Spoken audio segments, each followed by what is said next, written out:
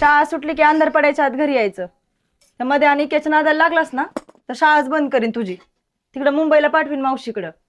माहित आहे, पहिलीपासून नुसतं म्हणत्यास, पाठवत तर नाही कधी.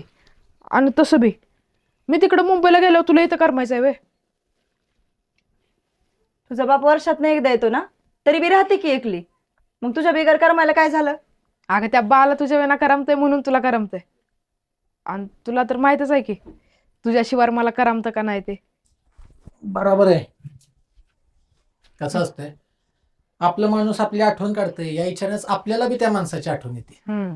तू नको त्याच गत मागणं सुरवडू. आले ती कर पुढं. आणि आब्या, तू जास्त आगाऊपणा करच. ह्या बारीनं खरं खरं पाठवते की नाही बघ. नाही करणार, पण त्या बदल्यात मला त्या आप्पांची सायकल मिळेल का? कशाला आत्तापासून शायनिंग? हा? अगं आता इथे की मला फुल पॅन्डल. आणि पंक्चर झाली म्हणजे कुठं आणू पैसा? ते काय नाही, ते आल्यावर त्यासनी विचारून घे.